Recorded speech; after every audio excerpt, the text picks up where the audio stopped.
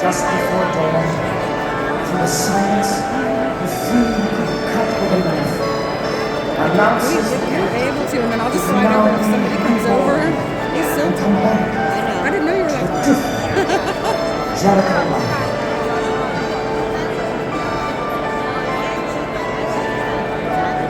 He's coming soon, y'all.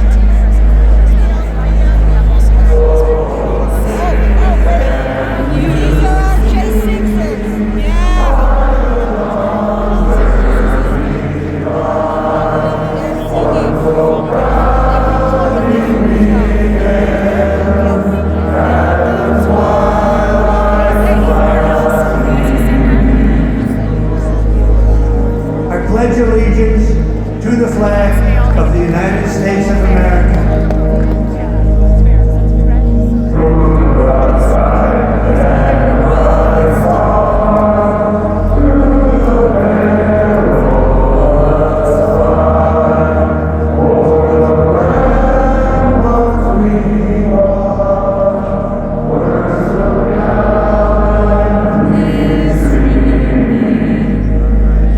And to the republic for which it stands,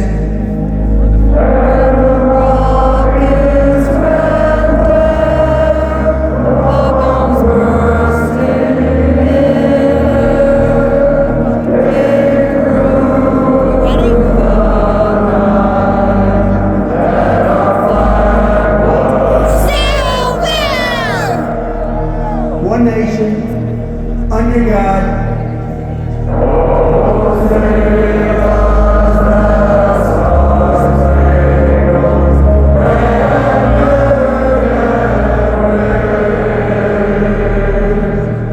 indivisible, with liberty and justice for all.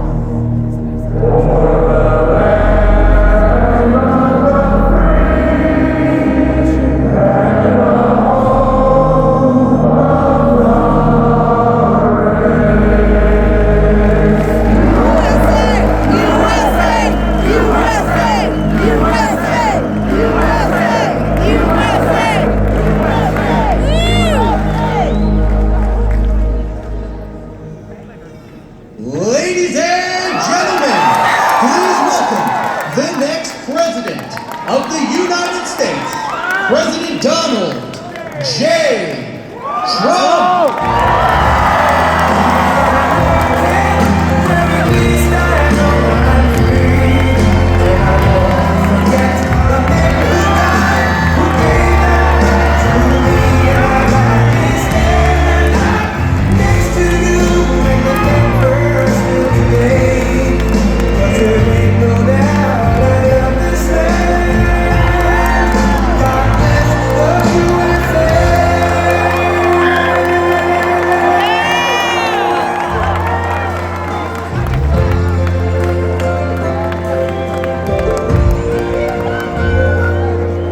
From the lakes of Minnesota to the hills of Tennessee, across the plains of Texas, from sea to shining sea, Detroit down to Houston, and New York to LA, where there's pride in every American heart, and it's time we stand and say.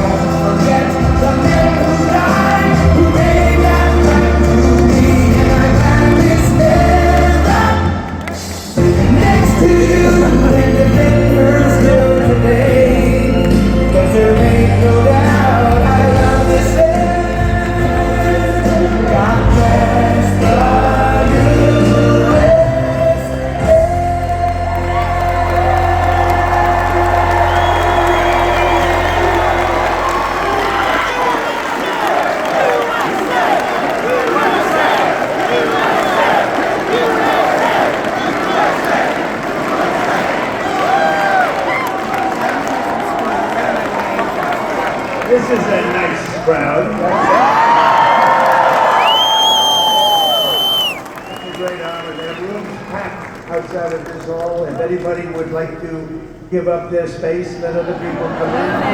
Please let us know. We'll take care of it. It's a tremendous celebration. Thank you very much. And hello to CPAC. We've been coming here a long time, and it's gotten bigger and better and more beautiful. And thank you very much. It's a big election going on today. You probably have read a little bit about it. And I'm supposed to be in a slightly different location, not too far away, but nevertheless, it's different. And I said, no, I'm sorry, I have to be at CPAC. Amen!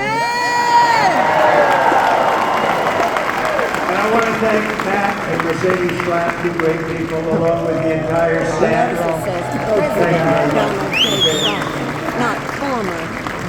The entire staff of the American Conservative Union, that's what it is. It's a conservative union. It's also a union of common sense. I've been saying it more and more. You're conservative, it's common sense. And I don't know, maybe we'll have to put that on the bottom of that. A group of people with common sense to save our country and make America great again. We have a tremendous group of dignitaries, leaders, world leaders, and local leaders, but we have from all over the world people with us right now at this moment in the room. And just mention a few. President of Argentina, who's gotten a lot of publicity. He's a great gentleman. You know, he's MAGA. He's MAGA. Make Argentina great again. Oh, he said, I am MAGA. And then I realized he's one of the few who can really do it well. Make Argentina great again. Javier Milei. Thank you very much. Thank you. Thank you very much. It's a great honor to have him with us. Senator J.D. Vance, who's doing a Thank you, J.D. Congressman Corey Mills. A very powerful competitor of mine. He is a quick one. He's a smart one. Vivek, where's Vivek? When he endorsed me, I said, that's actually Thank you. Former senator, somebody that's been very nice to me over the years. I don't know why, but he has. Rick Santorum. Thank you, Rick. Thank you, Rick. Former acting attorney general, somebody that's been very loyal to the administration and to his country, Matt Whitaker. Thank you very much. The former chair of my Council of Economic Advisors, Kevin Hassett. A nice smile, always has that beautiful smile. Somebody that very shortly will be a United States Senator, Carrie Lake. Wow, that's a pretty good And Karen Casanueva.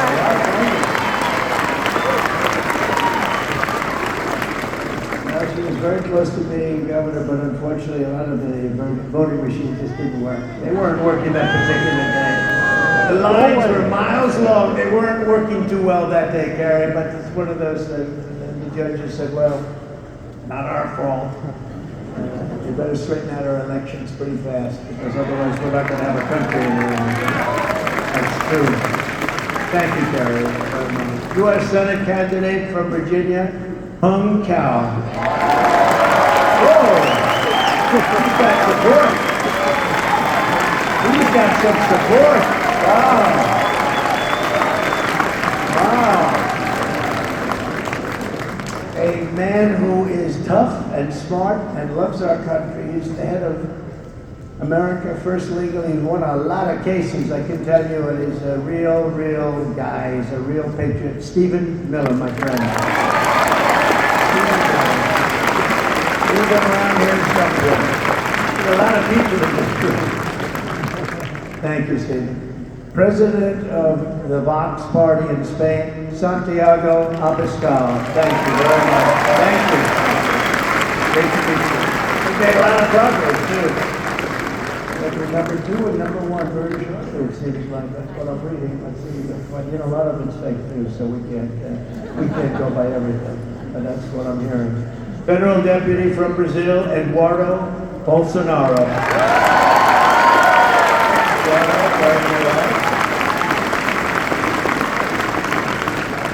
North Carolina GOP chair, and I think he'll be probably going to a national position very shortly. Michael Watley, fantastic.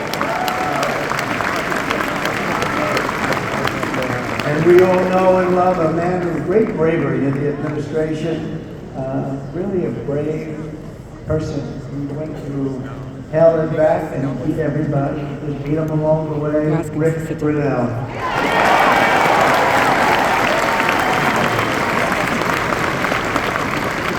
The president of Moms for America, Kimberly Fletcher. That's a big, they just gave me their award.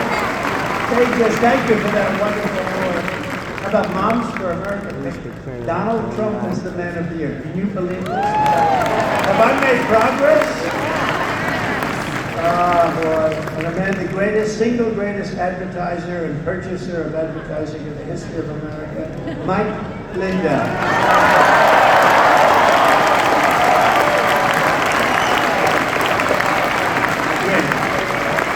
An incredible lawyer, one of the most respected lawyers in the country, John Cole.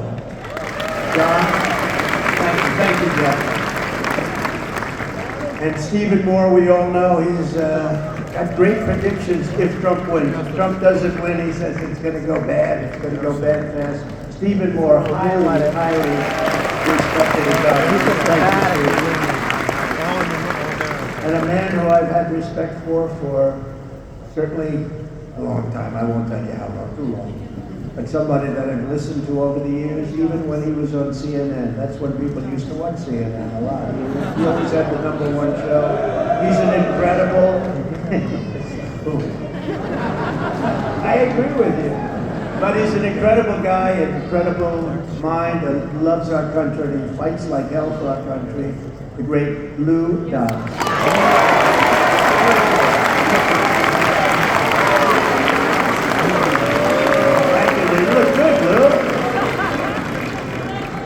And we have Tom Fitton. We have so many people. Tom Fitton. Where's Tom Fitton? Stand up, Tom Fitton. Stand up, Steve Bannon. Where's Steve Bannon? Happy Steve! Where's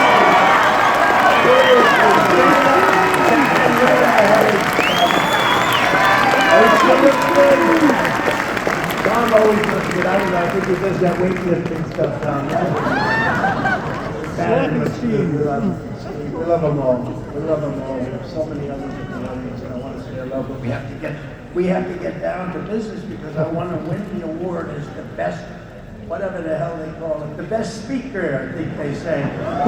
Who made the best speech? And if I keep introducing people, I'm not going to win it this year. I've won it like 9 years in a row, right? I got to get going. So thank you, everybody, for being here. We appreciate it very much. We appreciate it very much.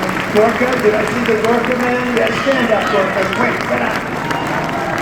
How good is he? Sebastian? Chef. They call him Chef. I call him Sebastian. Thank you, Sebastian. Just spotted you. Spotted your face.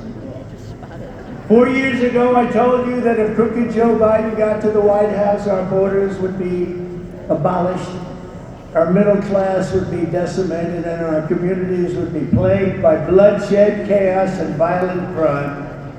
We were right about everything. So believe me when I offer you another warning, and we've been right about so much, just about everything. If crooked Joe Biden and his thugs win in 2024, the worst is yet to come. Our country will go and sink to levels that were unimaginable. And just think about it. With 4 more years of Biden, the hordes of illegal aliens stampeding across our borders will exceed 40 to 50 million people. Medicare, Social Security, healthcare, and public education will buckle and collapse. It will collapse. As sure as you're sitting or standing there, it will collapse. Our economy will be starved of energy by crooked Joe's vindictive Green New Scam. It's a Green New Scam. It will be the destruction of our country. It is indeed a scam, and most of them know it. Some of them, the fools, believe it, but most of them know it. Millions of manufacturing jobs will be choked off into extinction, And you'll have constant blockouts and blackouts and rampant inflation. Ruthless gangs will explode even more into the suburbs. And when they talk about suburban women, they're going to love me so much. They're going to say, oh, I wish we had that guy back. The gangs will be invading your territory, I can tell you that. While weaponized law enforcement hunts for conservatives and people of faith, religions, Hamas and Antifa will terrorize our streets while their brutal ideology, and it is brutal indeed, it is brutal and horrible like nobody's ever seen before, takes over our schools. China will dominate us, not just economically, but militarily, and that's what they want, and that's where they're heading, but they weren't heading there with me. I took over $400 billion out of China, and they weren't too happy about it, and then all of a sudden, we had the China virus. Now I happen to think it was incompetence, but a lot of people disagree with that. And a declining, crooked Joe Biden. He's the crookedest, most incompetent president in the history of our country. That's right. Will soon have us losing World War III. We won't even be in World War III. We'll be losing World War III with weapons the likes of which nobody has ever seen before. These are the stakes of this election. Our country is being destroyed, and the only thing standing between you and its obliteration is me. You.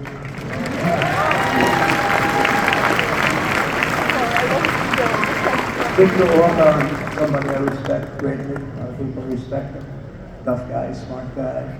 He made the statement recently. He said, you bring back Trump, it'll all stop.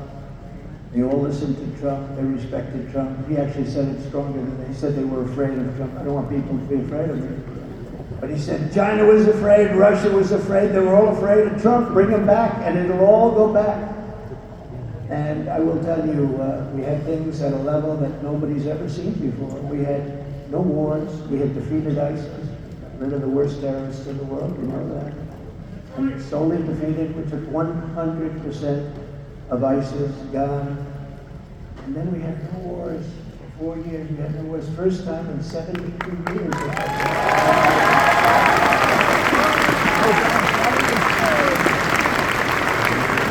Hillary Clinton, during one of our debates, if you remember that, she said, look at him, listen to him, he's going to cause wars, we'll be in wars. No.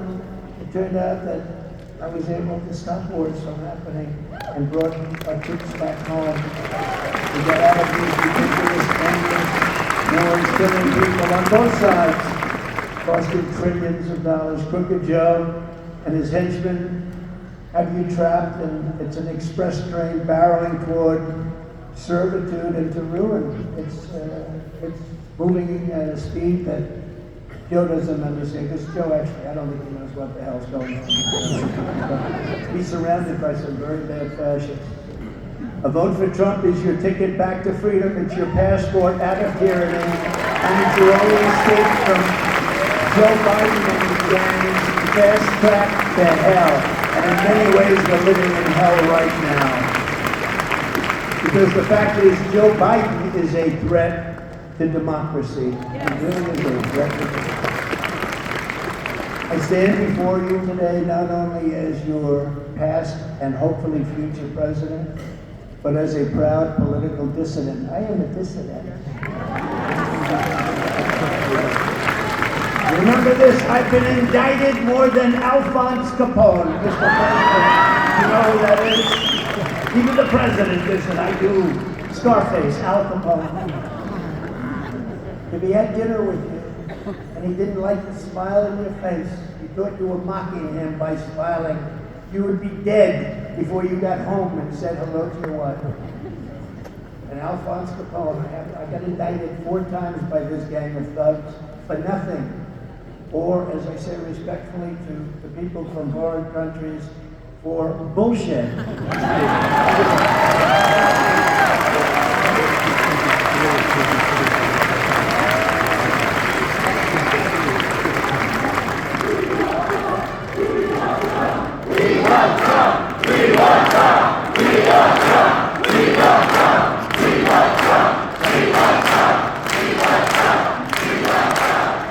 Very glad dangerous.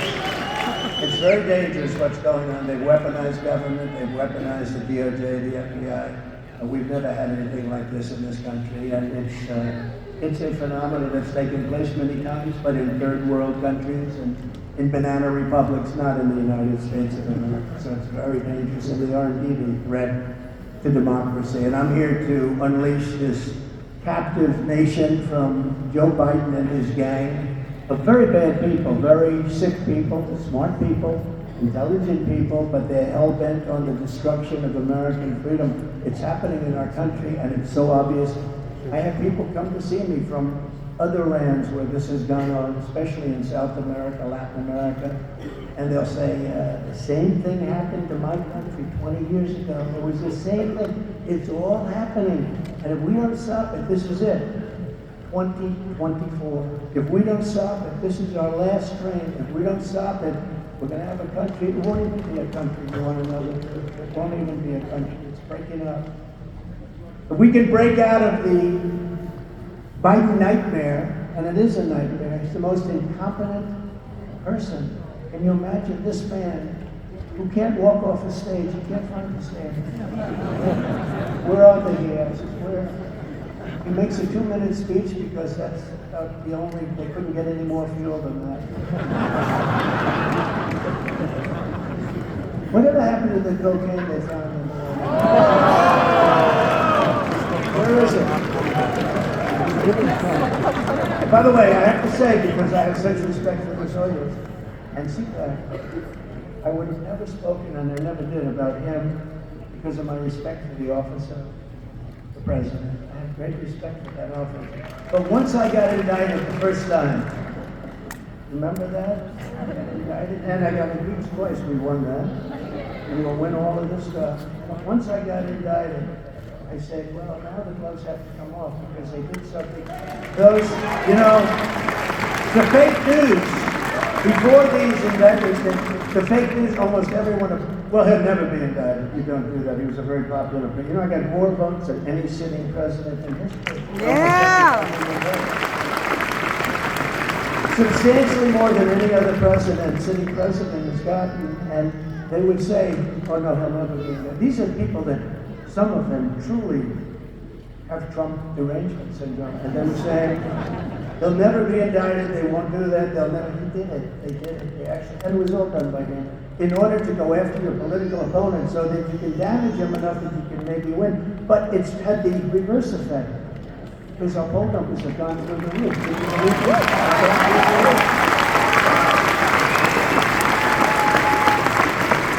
That wasn't supposed to happen, and it's probably never happened before. I've watched over the years as politicians get indicted.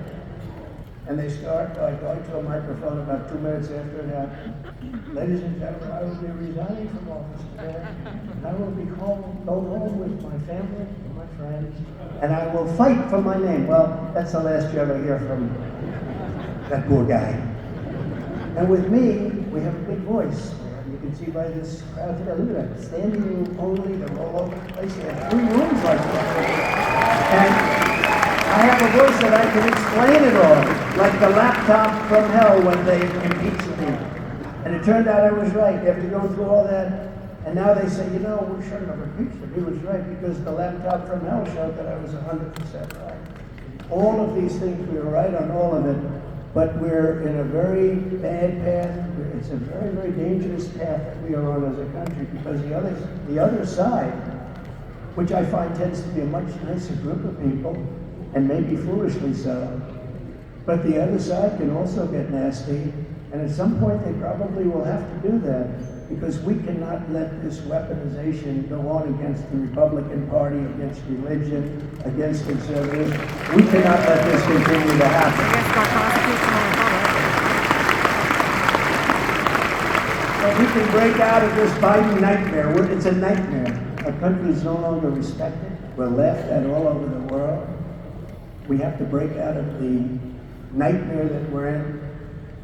And we have it in the grasp to make America richer and safer and stronger and prouder and more beautiful than ever before. I think we have a final shot at it, but if we don't do well in this next election, or if they cheat enough that they can steal it, which is, I think, the only way they can win. Who the hell can win when you have 16 million people pouring into our country from places unknown? We have countries that nobody ever even heard of, from all over the world. Yesterday they had many people caught from prisons in, you remember this, right? Prisons in the Congo. Let me tell you, the only good thing is they make our prisoners and our bad gang members look like very nice people by comparison. That's the one good thing. All of a sudden we're starting to like our prisoners and our horrible, violent criminals because they're nicer than the people that are flowing in. They're coming from Asia, they're coming from the Middle East, they're coming from all over the world, coming from Africa, and we're not going to stand for it anymore. As a country, we're not going to stand for it anymore. They're destroying our country.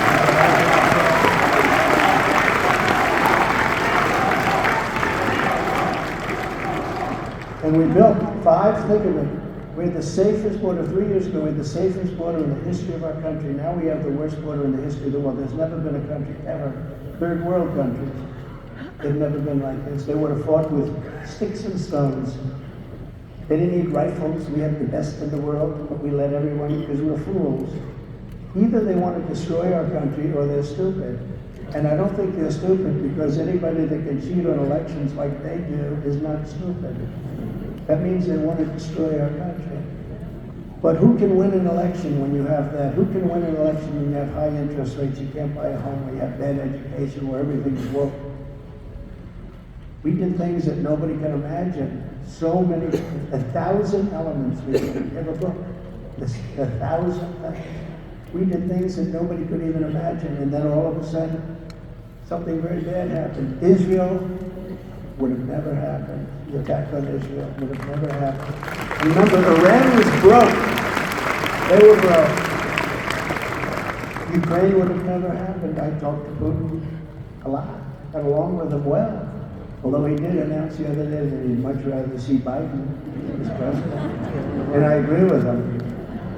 I agree, because I ended Nord Stream, right? I ended Nord Stream. Nobody ever heard of Nord Stream. That's the biggest pipeline in the world. Going into Germany, what's that all about? We defend Germany and Europe, and then they go and pay billions of dollars to the people that we're defending them against. How do you figure that one, right? Then I stopped it was over, and then Biden comes in, and within 3 days he approves Nord Stream. But he kills Keystone Pipeline, right? He kills Keystone. He approves the Russian pipeline. The biggest in the world, billions and billions of dollars a month come flowing in. But he ends the Keystone XL pipeline. And then they say, Trump is too nice to Russia. I'm nice. I'm the one that gave the 100 javelins, thousands of javelins that knocked out the tanks, but they knocked out 100 tanks in the first 2 days with javelins that I gave. Remember, they said, Obama gave pillows, and Trump gave javelins. And then they say, oh, Trump is so nice for Russia. No. Putin would say, if you're being nice, I hate like hell to think of what you'd be if you were not nice. Like, we were tough, and we were smart, and we were right. We were righteous, and everything. We were right. And what they've done is unthinkable. What they did with the border, allowing these people to flow in, is unbelievable. But to achieve a great future, we first have to throw off the chains of our out-of-control political class, and that begins with telling crooked Joe Biden, you remember The Apprentice? Crooked Joe Biden, you're fired. Get out of here. Get the hell out of here. You're destroying our country. You're fired, Biden. Get the hell out of here. Yeah!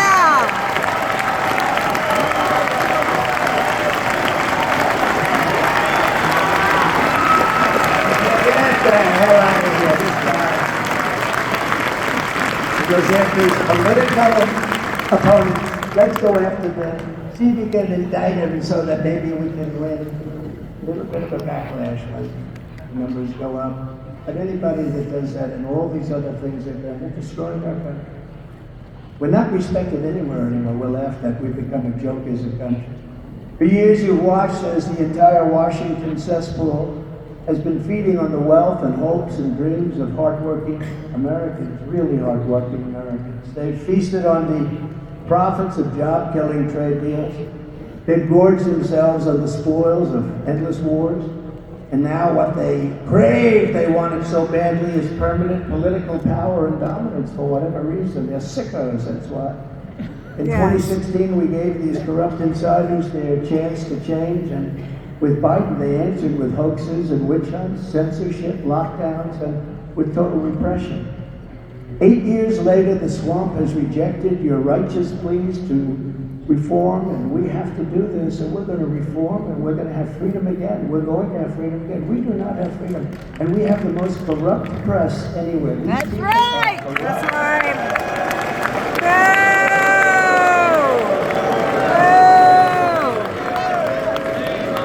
Shame on you. Not all of them. About 92%. He says you're right. That's right. Even they know it. Yeah. They're just overwhelmed by the people that know they're doing so well. I watch ABC, CBS, NBC. I mean, it's so, I don't even talk about CNN because nobody watches them anymore. MSDNC is horrible, horrible. Unfortunately, not a lot of people are watching them anymore. They've tuned down. But the press has to straighten itself out. You know, they're all doing badly. They're doing badly because they're fake news. That was another one we called. Fake news. The only problem with that term, it's not strong enough. That's right. I wish it was stronger. At the ballot boxes November, it's you and the people you have to be, and we'll deliver a reckoning like they haven't even imagined before. We're going to straighten out our country. We're going to bring our country back. For hardworking Americans, November 5th will be our new Liberation Day, but for the liars and cheaters and fraudsters and censors and imposters who have commandeered our government, it will be their Judgment Day. Their Judgment Day.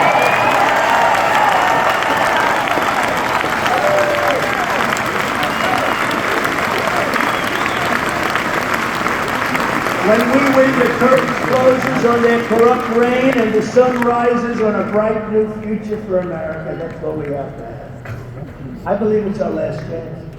You know, I used to say how important in 2016 you've got to do it. It's the most important election. I meant it, but that was nothing compared to where we are now.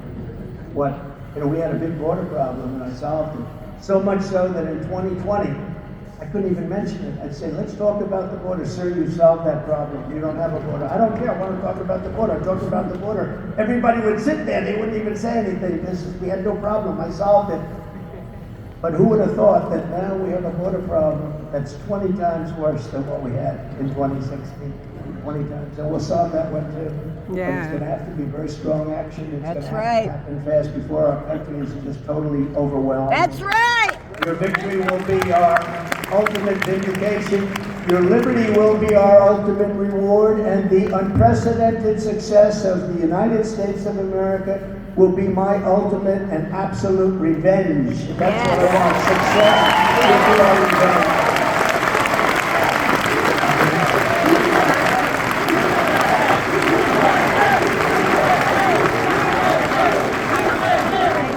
I love those young people over there.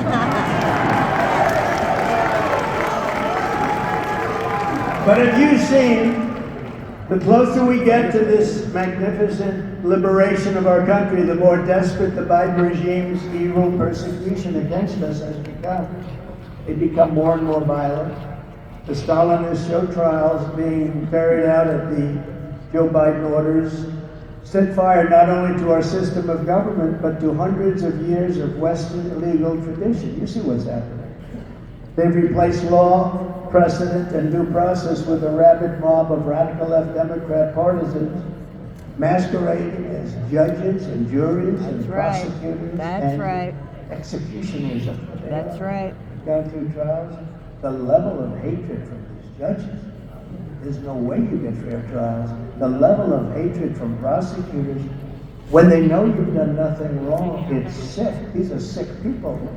The only crime I've ever committed is defending America and those who want to destroy it. I will fight those who want to destroy it.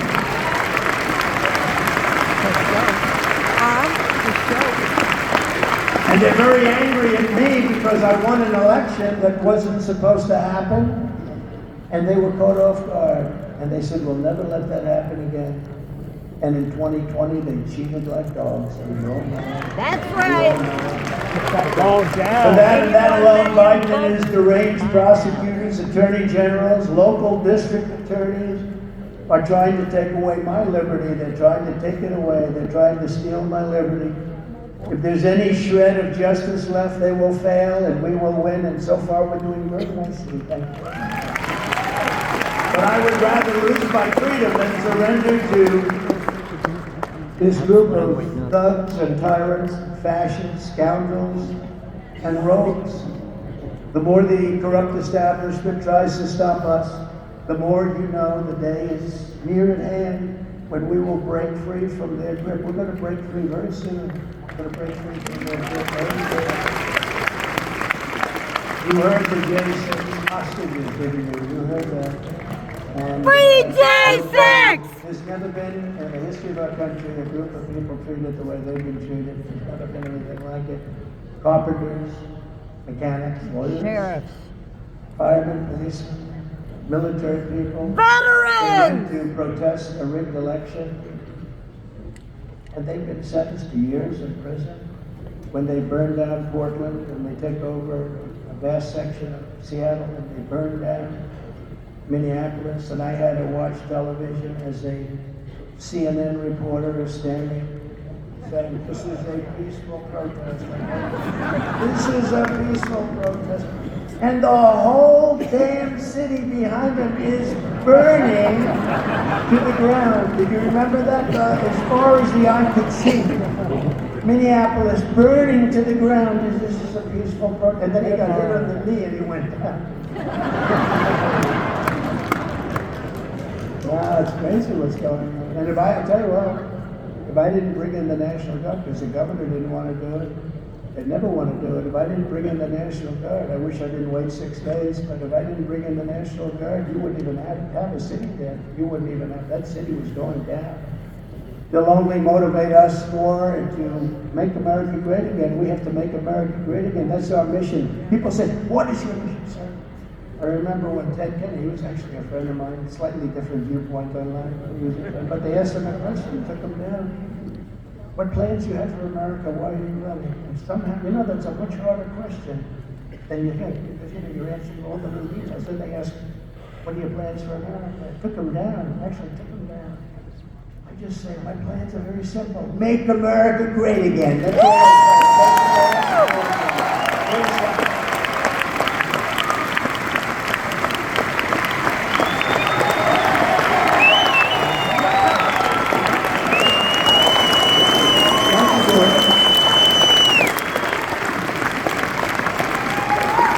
The first and most urgent action when we win will be the sealing of the border, stopping the invasion, drill, baby, drill, send Joe Biden's illegal aliens back home. We'll do all of those things. Execute them. We're going to have to go fast because no country can sustain what's needed. You look at New York, where I originally came from. I love New York. And you take a look at what's happening. Hundreds of thousands of people. They've taken over the streets, Madison Avenue. They've taken over Queens. They've taken over Brooklyn and the Bronx. They've taken over the whole city. The little leaguers can't play anymore because people are there that can't play. Kids can't go to But school. it took longer than I thought, but I predicted this. It's called the Migrant Crime. And it's far more deadly than anybody thought. They will actually have fistfights with police in the middle of the street. You saw that the other day. They're When they terrorists. attack police, even our bad criminals, they never have fistfights with them. They do things and they talk and they shout. These guys are actually, and the interesting thing? In their country, if they ever did that, they'd be dead within seconds. That's right. That's They'd be right. dead. I know where they come from. I know the people that run those countries. I know the presidents and the dictators. I know every one of them. Some are dictators, some are prime ministers. But they're tough guys, tough guys. And those thugs that gave the middle finger to our police and then started fighting them and actually threw 2 of them down and started beating the hell out of them. Although they fought back bravely, but these are tough people, and they know that in their country they'd be dead within minutes. They would be dead as Doria within minutes. And so they came over here. So it took a long time, but now it's talking. Now you're seeing it. It's migrant crime. It's a new category of crime. And I wanted to call it Biden migrant crime, but it's too long. So we just call it migrant crime. We have a new category, migrant crime, and it's going to be more severe than violent crime and crime as we knew it. Because we have millions and millions of people, and they came from prisons and jails. They came from mental institutions and insane asylums. No, they're not the same thing. An insane asylum is a mental institution on steroids. It's a silence of the land. You know, Hannibal Lecter. They're all being deposited into our country. That's right. And then you have terrorists, and then you have drugs, and then you have human traffickers, and they're coming over at levels never seen before. We've never seen anything like this. 3 years ago, we had the safest and most secure border in U.S. history. We ended catch and release, except when it was catch and release in Mexico. We had catch and release in our country. We built 571 miles of border wall, far more than I said I was going to build, and I couldn't get the damn thing through Paul Ryan. We stopped with Paul Ryan, the super Ryan. He's a super Ryan. I couldn't get it through Paul Ryan. They said, sir, if you wait until next year. I said, you sure? They said, don't forget I had never done this stuff before. You know, I'm still the president, and these guys are functioning me. He said, sir, if you would just sign this budget and wait, next year we'll put the next year came. I said, where's my wall? He said, sir, we're not going to get that. You're not going to be able to get it. You know, in the meantime, they give trillions of dollars to the Democrats for the Green New Scam. So what I did is I approved the military and I took it out of the military. That's how I built it. I built the wall through the military. And the military, by the way, the Army Corps of Engineers did a great job. But I built it through 571 miles and 200 miles ready to go. It was laying there ready to be installed. It would have been 3 weeks. The entire thing would have been double what I promised. And then we had the rigged election, and they said, we don't want to build a wall. We don't want to build it. I said, you know, they really do want open walls. I figured it was maybe just talk. I said, they really want an open border. Nobody could understand it. They really want an open border. And that's when it began. And that's when our country had really, because we can look, we can drill, we have more energy, we have more liquid gold than any other country. We can drill, we can do all of these things. We have a problem because we have, by the time this guy, trying to be nice, but I don't have to be nice anymore because he indicted me. But I'm trying to be nice anyway. But by the time this guy gets out of office, we'll have 18 million people, in my opinion, in a country that shouldn't be here. And they do come from prisons and mental institutions, and they are terrorists. And we're going to be paying a price, and it will be the largest deportation in the history of our country.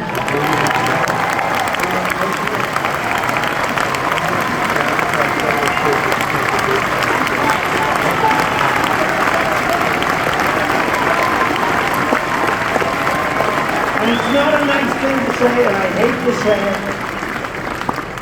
And those clowns in the media will say, oh, he's so mean. He said, no, they're killing our people. They're killing our country. They're killing our people. We have no choice. You know, when I went to Mexico, I said, Mr. President, you're going to have to give us 28,000 soldiers because the Caravans, that was another name I came up with. I come up with good names. Long-time politicians come to see me, sir, could you give a name to my opponent? I said, how long have you been a politician? 28 years, sir. You can't come up with your own names, Caravan. But I went to the president of Mexico. I said, they're coming through your country, and thousands of people in these caravans. They have one coming up now, supposedly 25,000 people. They're going to walk right into our country. They have no idea who the hell they are. But it started with Honduras. It started with El Salvador. They just started. Now we're equal opportunity. We have everything. We have countries that, honestly, nobody has ever heard of. We have languages coming into our country. We don't have one instructor in our entire nation that can speak that language. These are languages. It's the craziest thing. They have languages that nobody in this country has ever heard of. It's a very horrible thing. I said to the president of Mexico, you're going to have to give us 28,000 soldiers for your charge. No, I will not do that. I will not do that. I cannot do that. I said, no, you will. No, I will not do it. I said, listen, you and I are friends. I really like him a lot. So I said, listen, you and I, just give me a negotiator, because I don't want to do this. And he said, I will do that. And he sent me this very handsome guy, very good. So handsome, so beautifully dressed. In fact, I asked him for the name of his tailor. Then when I found out how much he paid for the suit, I said, forget it.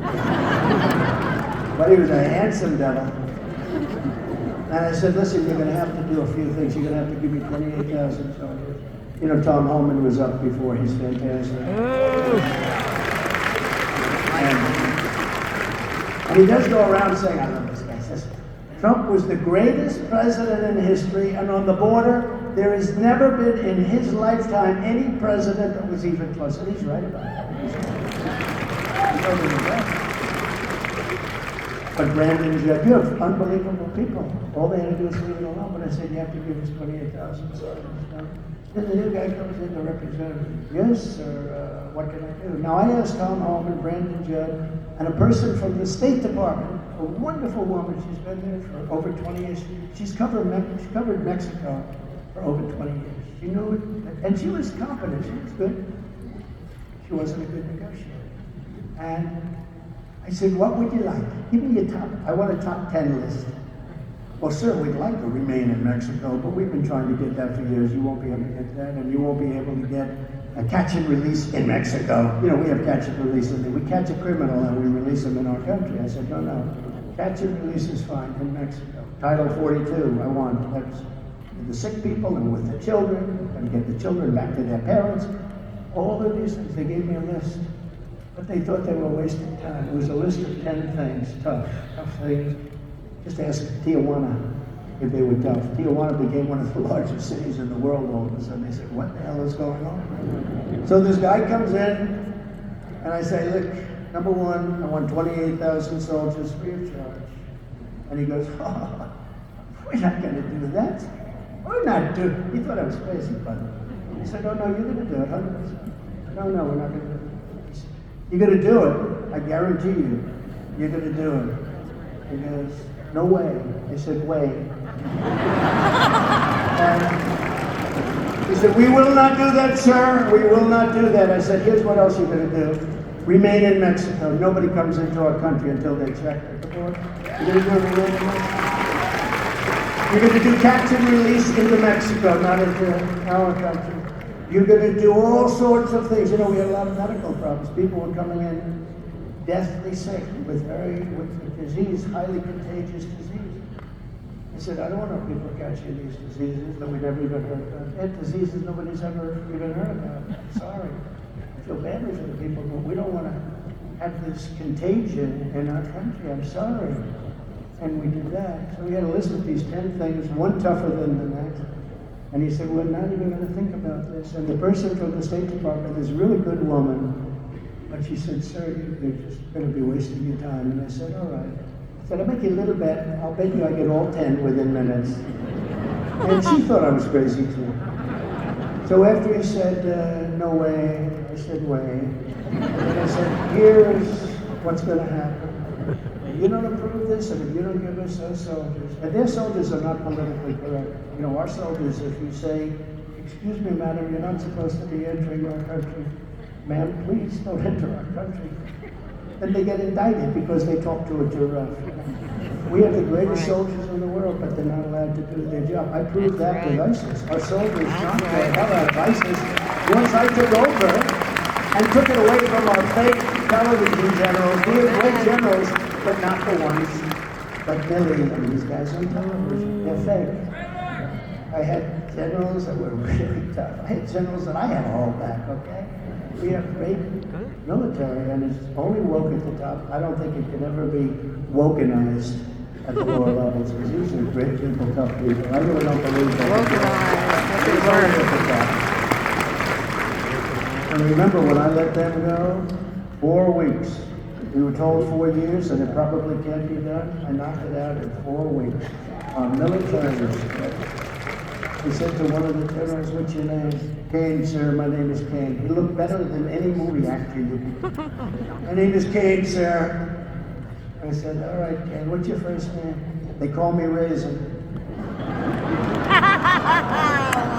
I said, "What?" "Raisin, sir."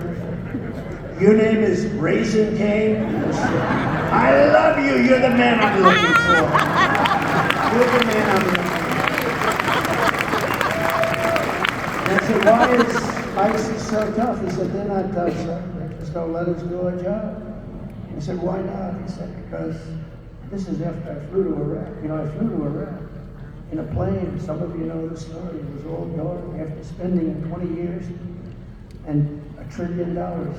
We can't turn the lights on in a plane. I sat with the pilots, most handsome human beings I've ever seen. It's not like anybody else. But they are handsome. Central Casting. Better looking than Tom Cruise and taller.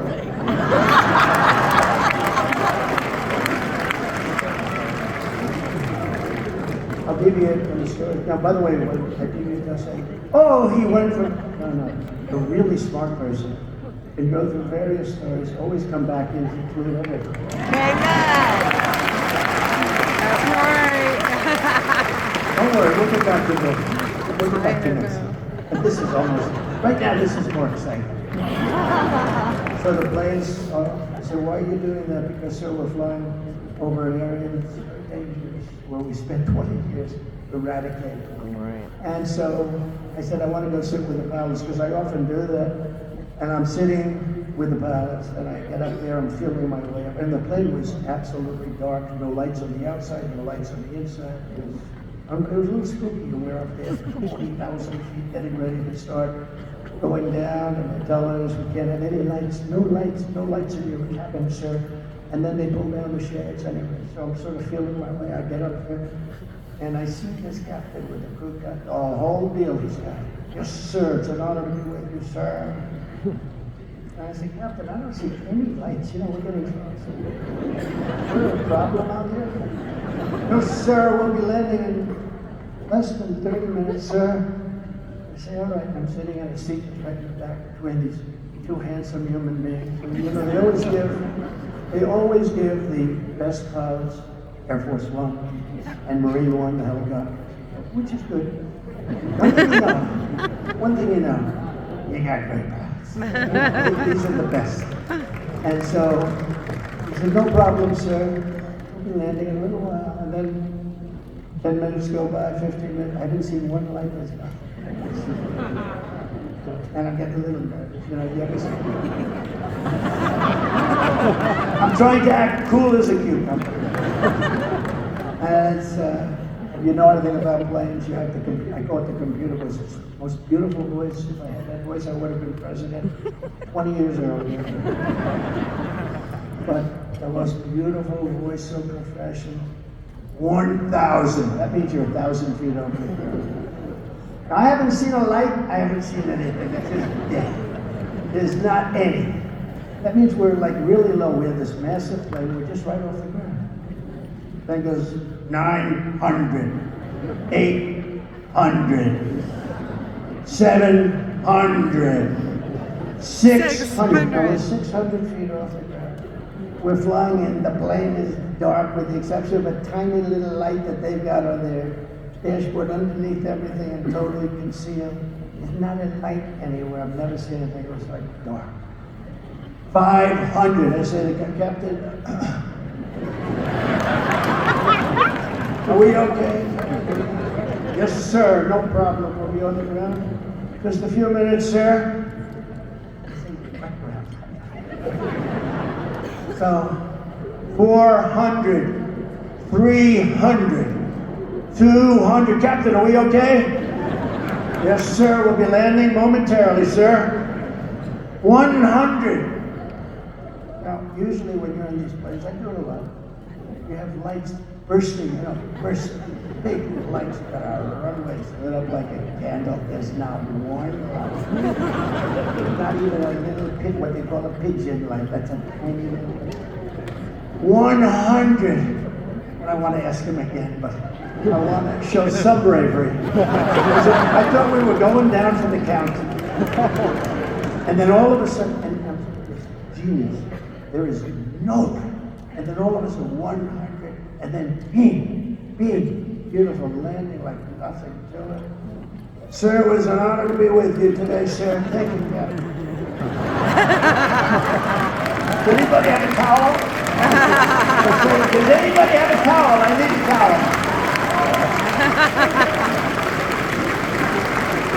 So now I'm walking up, getting ready to go down and meet the generals in Iraq to find out why we're not feeding ice. And I see my staff, and I said, that was quite an experience I just had. Yes, sir. Great landing. They said, yeah, well, and I said, let me ask you a question. Is the President of the United States allowed to give himself the Congressional Medal of Honor? Because I did a very brave thing. I was so brave. Am I allowed to do it? And they said, sir, it would not be a good thing to do. Now, here's the problem with that story. The fake news media will lead to problem. Donald Trump wanted to give himself the Congressional. It's true. When I imitate Biden, who can't find the stairs ever. You know, we have so many stairs. You got one day, you got ramps, you got everything. Here you only have 2 or 3 stairs. Sometimes you have 6, 7 stairs. The craziest thing, what a waste of money. My father would say, what the hell are they doing? All you need is 1 stair. But for Biden, you do money. But when I imitate him with the stairs, because he never can find his way. If you ever see Secret Service runs up and grabs him, helps him off the stairs. This is what we have negotiating nuclear weapons. So he finishes his speech, and do you ever notice? He always finishes it. The speeches last about, would you say, average 2, 3 minutes? Yeah. So they're very quick and not good. But the press gives him good words. I remember when he made such a bad State of the Union speech. Everything was stumbling, mumbling. He didn't know what the hell he was doing. And I said, I'm going to watch CNN, MSDNC to find out what they said, because that was one of the worst speeches. They said, not since FDR has there been a speech. I'm telling you, I've never, ever forgotten. Not since FDR. I said, it's impossible. They're fake. They're terrible. But you know what he does? And he always points, he goes like this. Thank you. Where are you? Thank you. And then he goes. And he points. You ever notice? And it's always he ends up going in the opposite direction, right? But he goes, and then,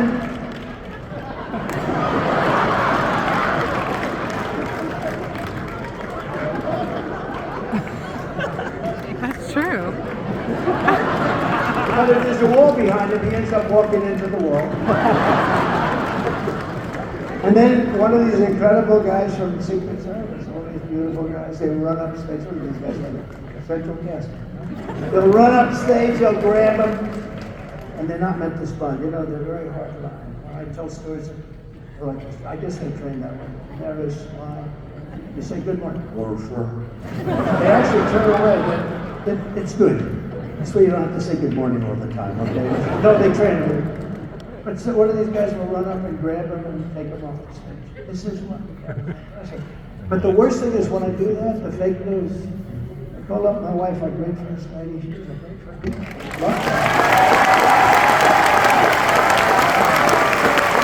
People love her. Wow. Mercedes, that's pretty good.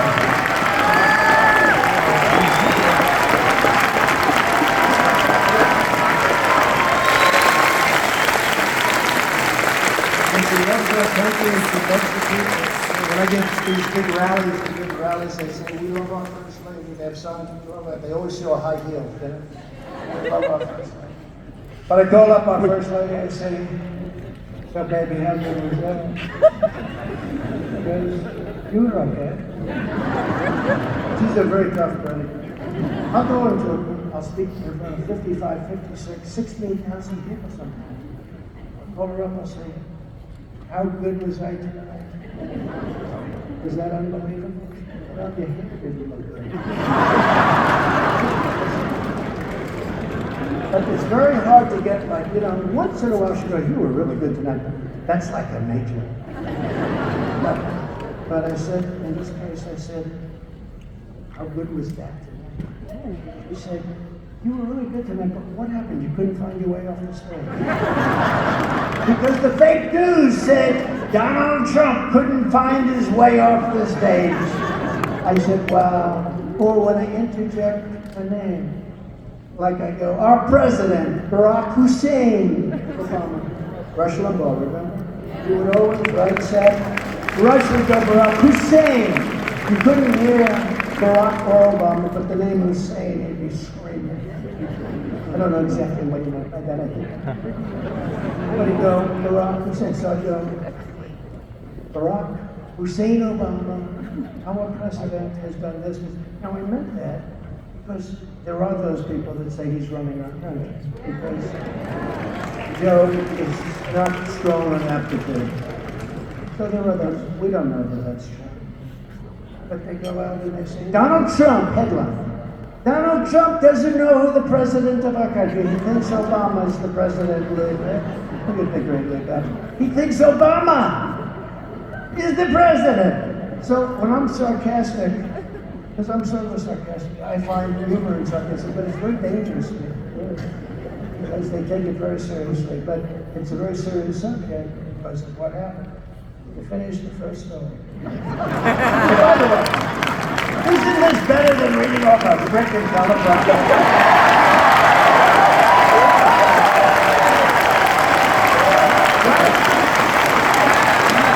Anybody can do that except for Biden. Anybody can read off a teleprompter except for Biden. You can't do that. You can't do that. You ask questions. News conference. Hey, when I'm at a news conference, people are these maniacs, lunatics, they're just screaming like crazy. And you know, you take them, and I love it. You know, it's like a mental challenge. Horrible people. They're screaming and they're answering. And then sometimes they get in trouble because they say, you were too tough, you were too nasty, do this to people. Don't like that. I don't understand that. But he asked a question.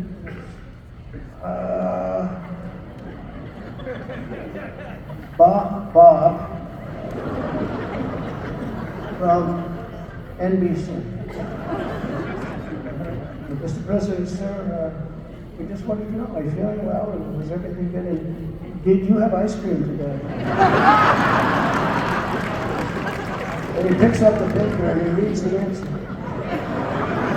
Yes, it was vanilla.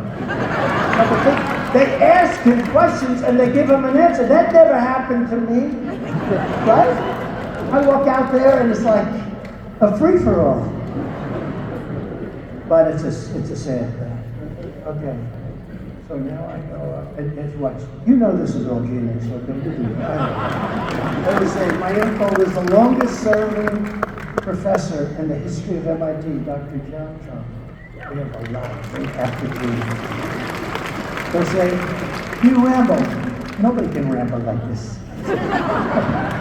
If they did, they wouldn't even try. They go step by step, and they would never get off that sucker. They go step by step. But what happens, and it's very interesting, we get on the plane, we get off. Now I've just learned that I should not give myself the congressional medal. I said, do you believe he asked that question? But we get off the plane and I'm walking down, I'm going down this big ramp. I took the high stair, you know, I don't like the children. I thought the children. I never had a problem with it, but I'm walking down and I'm looking down and I see these central casting people. A general, another general, a colonel, a staff sergeant could be in any movie. These guys, it's like perfect. They're like perfect individuals. If I were casting a movie on the military, I would pick these guys. There's nobody you could hire in Hollywood that looks like this. So I walked down, and this is where I met General Raisin Kane. And what's your name? General, what's your name? I gave his name. What's your name, Sergeant? Sir. love me, sir. I think you're great, sir. I'll kill for you, sir. Then he puts on a Make America Great Again. You're not allowed to do that, but they did. I remember I went into the hangar and there were hundreds of kids.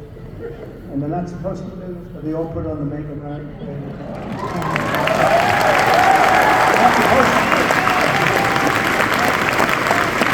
I said, you're not supposed to do that, you know that. I said, it's okay, sir, we don't care.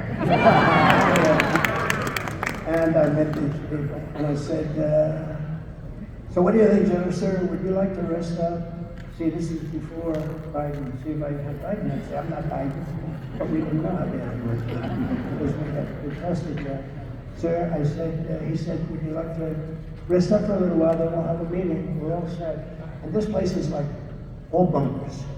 No windows, no nothing. It's all bunkers, real stark, but they're beautiful in a certain way. Billions and billions of dollars, of course, many years ago. And I said, no, I'm okay, General. Let's get the business. He was probably surprised. So we started.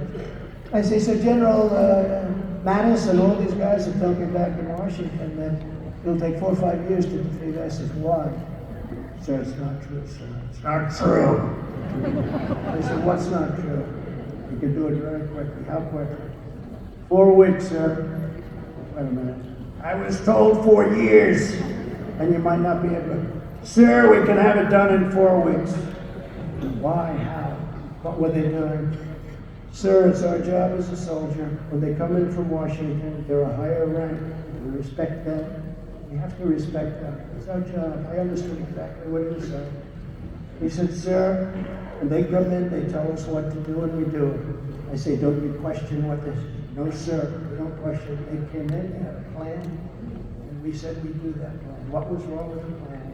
We attacked from way far away, sir, and only one place it happened to be here. We're hundreds of miles away. By the time the planes got there, they practically had to go back and refuel. I said, what would you do, General? You don't mind if I tell you, sir, do you? He said, I don't mind. I'm waiting to hear. He said, sir, we have auxiliary ports, and we have runways all over the place. They're portables. We call them portables. We put them on fast, and we take them down even faster. And they're damn good, sir. What I'd do is I'd hit them from 9 different locations. I'd hit him from the left. Now he's getting excited. I'd hit him from the right. I'd hit him from up top. I'd go right the hell under the damn ground. I would have been in trouble with the religious right, but they love me so. Please don't do that, sir. I would have been invited. Just so proud of myself. I was able to stop it. But I'd hit him from the left, I'd hit him from the right, I'd hit him from east and west and north and south there. They would be over here. Well, why did